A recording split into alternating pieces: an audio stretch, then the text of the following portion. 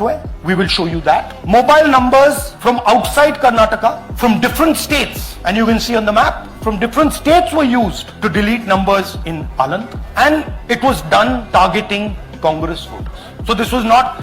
नमस्ते, राम राम। वोट चोरी को लेकर के राहुल गांधी ने आज फिर एक बड़ी प्रेस कॉन्फ्रेंस की और उन्होंने बेहद ही संगीन और गंभीर आरोप हैं जो वो चुनाव आयोग के ऊपर लगाए हैं।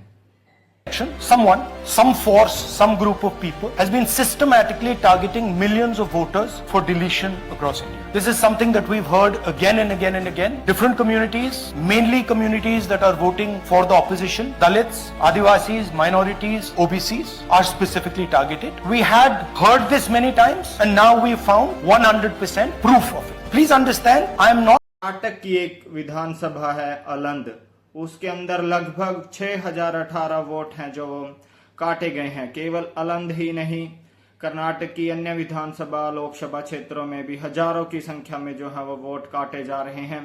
केवल कर्नाटक ही नहीं, महाराष्ट्र और पिछले कुछ दिनों से बिहार के अंदर भी जिस प्रकार जो है वोट काटे जा रहे हैं, वो उन्होंने कहा कि एक बड़ा चिंता का विषय है। राहुल गांधी जी ने कहा कि यह केवल एक ट्रेलर था, अभी हाइड्रोजन बम है जो वो कुछ दिनों के बाद जरूर फोड़ेंगे। उन्होंने बड़ी चिंता जताई है कि किस प्रकार मोबाइल नंबर से फर्जी रजिस्ट्रेशन से जो है वोटों को जोड़ा जा रहा है और काटा जा रहा है। उन्होंने अनेक उदाहरण दिए, जो व्यक्ति जीवित हैं और जिनके पास सभी दस्तावेज हैं लेकिन उनका मतदाता सूची से उनके पास बिना कोई नोटिस भेजे, बिना कोई संदेश भेजे जो है नाम हटा दिया गया है। तो एक चिंता का विषय है। उन्होंने कहा है कि उन्होंने चुनाव आयोग से कम 10 से 12 बार पत्र लिख चुके हैं कि उन्हें ये जो जानकारियां हैं वो उपलब्ध करवाई जाए, लेकिन चुनाव आयोग ने उनके द्वारा जो याचिका दी गई उन पर अभी तक भी कोई संज्ञान नहीं लिया है। कहीं ना कहीं पिछले कुछ दिनों से देश का चुनाव आयोग एक कटघरे के अंदर खड़ा है कि Aland is constituency in Karnataka, 6,018 votes. We don't know the total number of votes that were deleted in Aland in the 23 election. They are much higher than 6,018. Somebody got caught deleting 6,018 votes.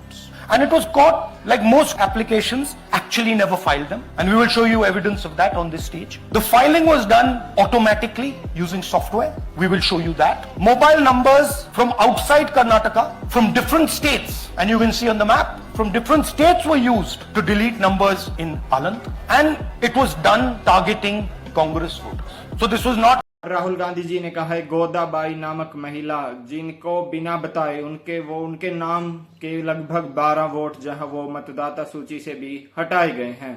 तो ये पूरा प्रकरण जो vote चोरी के खिलाफ राहुल गांधी जी चला रहे हैं, इसके अंदर कितनी सच्चाई है?